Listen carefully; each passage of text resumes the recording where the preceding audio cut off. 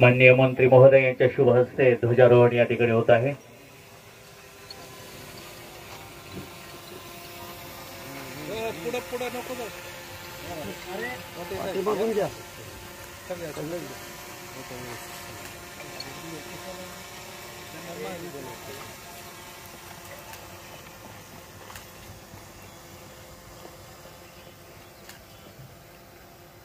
पाठीमागे या, पाठीमागे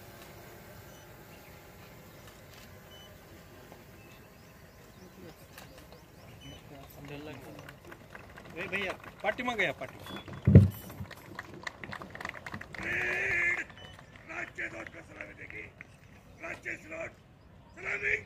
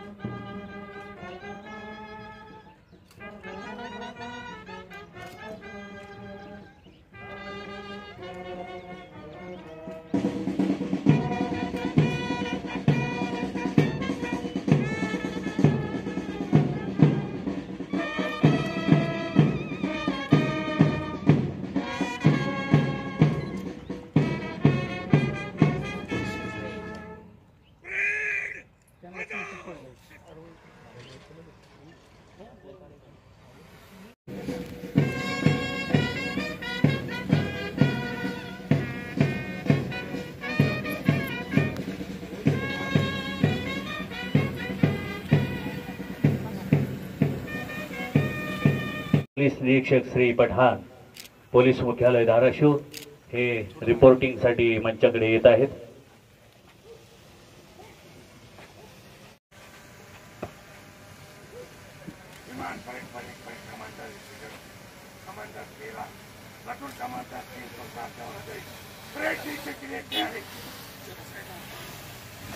परेड निरीक्षण करत आहेत। प्लाटून क्रमांक 1 पुरुष पोलीस अंमलदार यांचा आहे। प्लाटून क्रमांक 2 महिला पोलीस अंमलदार। प्लाटून क्रमांक 3 होमगार्ड पुरुष। प्लाटून क्रमांक 4 होमगार्ड महिला। 5 नंबरला NCC Shripatrao Bhosale high school Dharashiv. Platoon क्रमांक 6 हे Chhatrapati high school Dharashiv NCC. Junior Shripatrao Bhosale high school धाराशिवचा प्लाटून क्रमांक 7। Abhinav English school Dharashiv platoon क्रमांक 8। अभिनव इंग्लिश स्कूल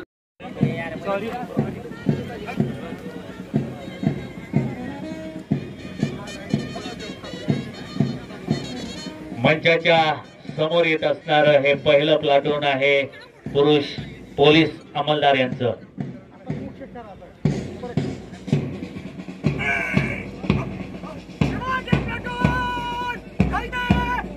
प्लाटून कमांडर आहेत पोलीस उपनिरीक्षक श्री दिगोले शहर पोलीस ठाणे। सहाय्यक आहेत पोलीस उपनिरीक्षक श्री बनसोडे ग्रामीण पोलीस ठाणे।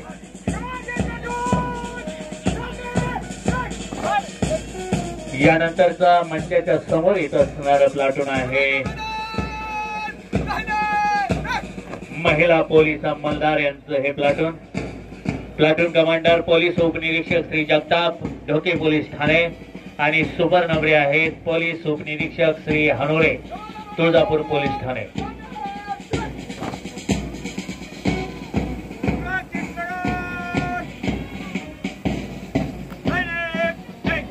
मंचाच्या समोर येत असणार हे होमगार्ड पुरुष यांचं प्लाटून आहे आणि कमांडर आहे श्री तेरकर फलटण नायक होमगार्ड आणि सहाय्यक आहेत श्री शेख फलटण नायक होमगार्ड। या पाठोपाठ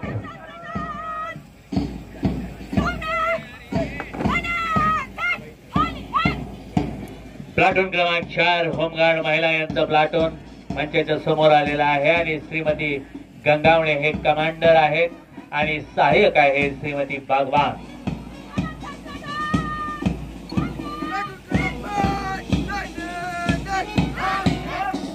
पाच नंबरचं हे platoon Shripatrao Bhosale high school Dharashiv. Platoon commander Vaibhav Suravase आणि सुपर नंबरी आहे संघमित्रा माळाळे.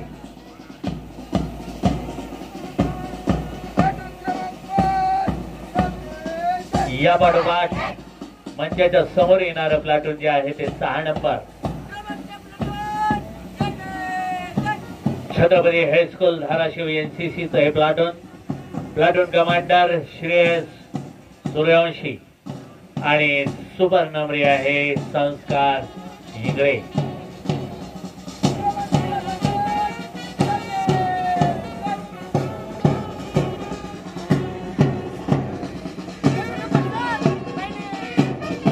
मंचाच्या समोर येत असणार श्रीपतराव भोसले हायस्कूलचं ज्युनियरचं प्लाटून आहे 7 नंबरचं आणि कमांडर प्रणव शेरकर, सुपर नंबरी प्रज्वल सुरवसे. अतिशय सुंदर असा स्वर आणि गीत आपल्याला ऐकायला मिळत आहे. पोलीसचा असणार हे प्लाटून बँड पथक.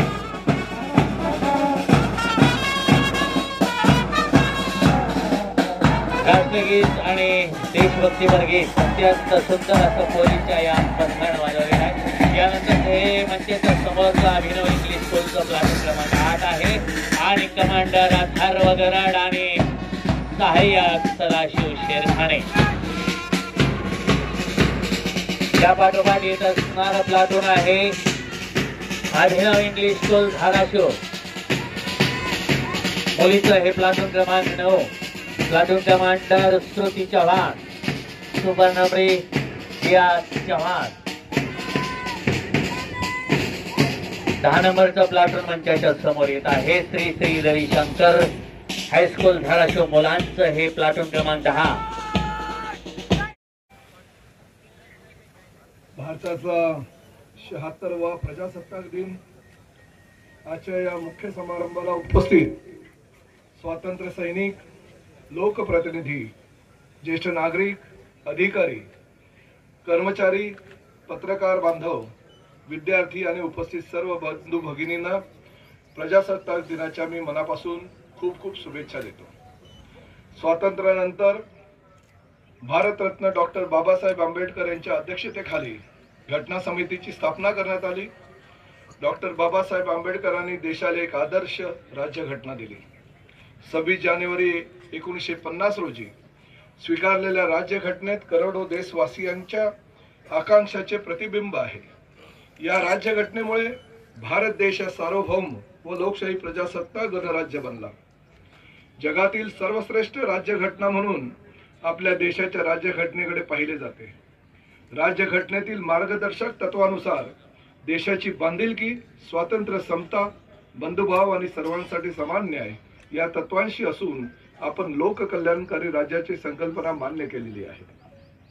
महाराष्ट्र हे अतिशय प्रगत असे लोककल्याणकारी राज्य असून विकासाला गती देण्याचे काम मुख्यमंत्री माननीय देवेंद्र फडणवीस आणि उपमुख्यमंत्री माननीय एकनाथजी शिंदे व उपमुख्यमंत्री माननीय अजितदादा पवार यांच्या नेतृत्वात सुरू आहे.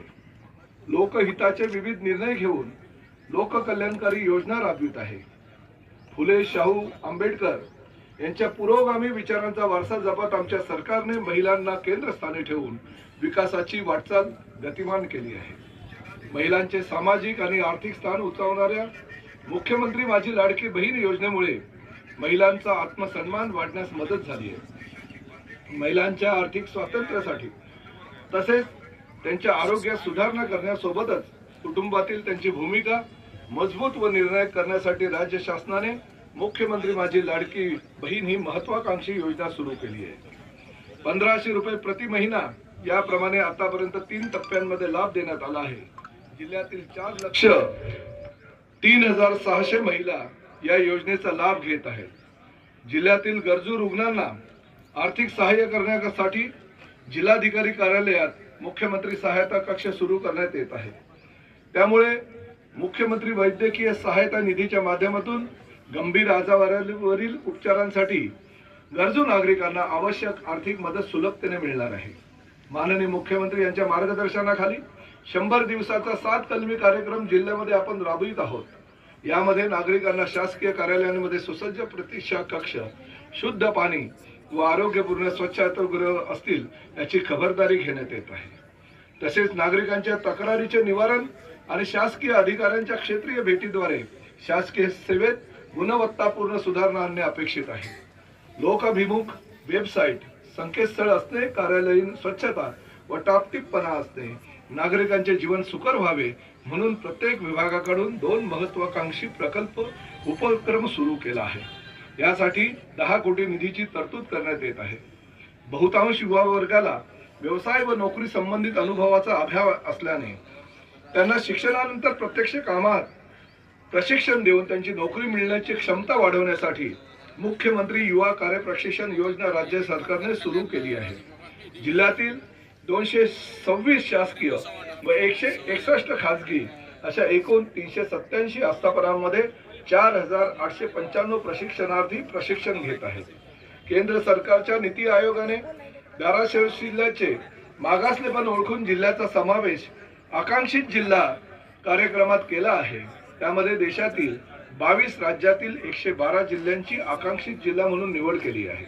आरोग्य व पोषण, शिक्षण, कृषी व जलस्रोत, आर्थिक समावेशन, कौशल्य विकास आणि मूलभूत सुविधा या क्षेत्रात आकांक्षित जिल्हा कार्यक्रमाअंतर्गत काम करण्यात येत आहे। सुरत चेन्नई ग्रीनफील्ड राष्ट्रीय महामार्ग हा जिल्ह्यातून जाणार असल्यामुळे विकासाला गती मिळणार आहे। या ग्रीनफील्ड प्रकल्पासाठी तुळजापूर तालुक्यातील 12 आणि परंडा तालुक्यातील 20 गावातील शेतकऱ्यांची शेतजमीन संपादित करण्यात येणार आहे। सोलापूर, तुळजापूर, धाराशिव नवीन ब्रॉडगेज रेल्वे मार्गाचा काम प्रगतीपथावर आहे। या रेल्वे मार्गामुळे महाराष्ट्राची कुलस्वामिनी आई तुळजाभवानीचे श्री क्षेत्र तुळजापूर रेल्वे मार्गाने जोडले जाणार आहे। त्यामुळे देश विदेशातील भाविकांना तुळजापूर येथे दर्शनासाठी येण्याचा मार्ग सुकर होणार आहे। रेल्वे मार्गाने धाराशिव आणि तुळजापूर हे जोडले जाणार असल्यामुळे मोठ्या संख्येने भाविक आणि पर्यटक जिल्ह्यातील ऐतिहासिक, पौराणिक आणि धार्मिक स्थळांना भेट देणार असल्यामुळे जिल्ह्याच्या अर्थकारणाला गती मिळणार आहे। महाराष्ट्राची कुलस्वामिनी आई तुळजाभवानी तुळजापूर येथील श्री क्षेत्र तुळजाभवानी देवी मंदिर विकास आराखडा 2100 कोटी 70 लक्ष रुपयाचा तयार करून माननीय मुख्यमंत्री यांच्याकडे 10 जानेवारी 2025 रोजी मान्यतेसाठी सादर केला आहे। मराठा प्रवर्गांसाठी आणि ज्या प्रवर्गांसाठी स्वतंत्र महामंडळ अस्तित्वात नाही अशांकरिता अण्णासाहेब पाटील आर्थिक मागास विकास महामंडळ काम करत आहे। जिल्ह्यातील 5457 स्त्री पुरुष लाभार्थ्यांना विविध बँकांनी 436 कोटी 99 लक्ष रुपये विविध उद्योग व्यवसायासाठी कर्ज वाटप केले आहे। महामंडळातून कर्ज घेतलेल्या लाभार्थ्यांना 47 कोटी 84 लक्ष रुपये महामंडळाने व्याज परतावा परत केला आहे। यामध्ये 4988 पुरुष आणि 468 स्त्री लाभार्थ्यांचा समावेश असून त्यांनी उद्योग व्यवसाय सुरू करून स्वावलंबनाचा मार्ग स्वीकारून काहींना रोजगार सुद्धा उपलब्ध करून दिला आहे। कृष्णा भीमा स्थिरीकरण प्रकल्पाच्या माध्यमातून उजनी जलाशयात सोडाव्या 63 टीएमसी पाण्यापैकी 21 टीएमसी व सीना कोळेगाव प्रकल्पाच्या खालच्या भागातील सीना नदीतून उपलब्ध होणारे 4 टीएमसी असे एकूण 25 टीएमसी पाण्यापैकी 21 टीएमसी पाणी धाराशिव जिल्ह्यातील क्षेत्रास उपलब्ध करून देण्याचे प्रस्तावित आहे। कृष्णा मराठवाडा सिंचन प्रकल्पाअंतर्गत उपसा सिंचन योजना क्रमांक 1 साठी कोळेगाव धरणात सोडण्यात आलेले एकूण 3 टीएमसी पाणी एकूण 5 टप्प्यातून 75 दिवसांमध्ये जिल्ह्यातील परंडा, भूम, वाशी, कळंब व धाराशिव तालुक्यातील 35 गावातील 14,936 हेक्टर क्षेत्रात सिंचनाचा लाभ होणार आहे। उपसा सिंचन योजना क्रमांक 2 साठी अडवण्यात आलेले 2.24 टीएमसी पाणी एकूण 6 टप्प्यातून 75 दिवसांमध्ये तुळजापूर, उमरगा, लोहारा या तालुक्यातील 54 गावातील एकूण 10,862 हेक्टर क्षेत्रात सिंचनाचा लाभ होणार आहे। धाराशिव येथे नवीन बस स्थानकाचे काम सुरू आहे। जवळपास 80% बांधकाम पूर्ण झाले आहे। लवकरच हे काम पूर्ण झाल्यानंतर प्रवाशांना चांगल्या सुविधा मिळण्यासाठी मदत होणार आहे। जिल्ह्यातील 84 लाख ज्येष्ठ नागरिकांनी प्रवासी सवलत सेवेचा लाभ घेतला आहे। 3 वर्षात आतापर्यंत जिल्ह्यात 2,34,35,000 महिलांनी 50% सवलतीचा प्रवास करून महिला सन्मान योजनेचा लाभ घेतला आहे। तर 2,49,43,000 75 वर्षावरील ज्येष्ठ नागरिकांनी 3 वर्षात मोफत प्रवास सेवेचा लाभ घेतला आहे. तर शिक्षण घेणाऱ्या विद्यार्थिनींसाठी अहिल्यादेवी होळकर मोफत पास योजनेचा लाभ 2 वर्षात 68,265 विद्यार्थिनींनी घेतला आहे. उमरगा, तुळजापूर, धाराशिव आगाराला पहिल्या टप्प्यामध्ये 50 बसेस लवकरच उपलब्ध करून देण्याचे नियोजन करण्यात आले आहे. मार्च महिन्यामध्ये 25 बसेस उपलब्ध होतील आणि त्यापुढील महिन्यामध्ये अजून 25 बसेस उपलब्ध होतील. राज्यातील प्रवाशांच्या सेवेसाठी राज्य मार्ग परिवहन मंडळ सदैव तत्पर आहे. राज्यात पीपीपी तत्वावर नवीन बस स्थानकाचे बांधकाम करण्यात येणार आहे.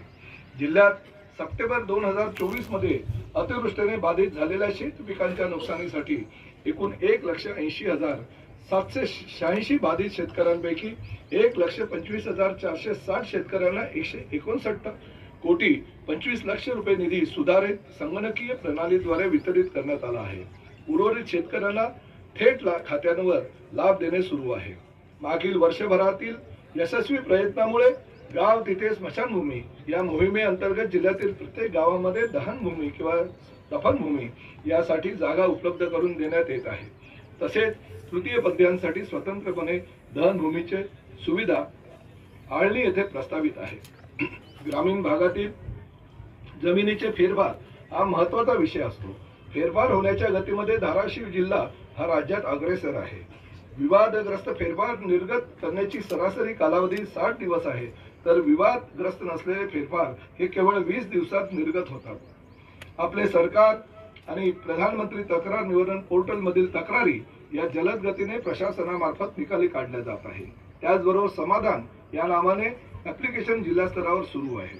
जिल्ह्यातील 10 प्राथमिक आरोग्य केंद्रांना आरोग्य विभागातील दिल्या जाणाऱ्या सर्वोच्च गणल्या जाणाऱ्या राष्ट्रीय स्तरावरील NQAS मानांकन प्रमाणपत्र प्राप्त झाले आहे.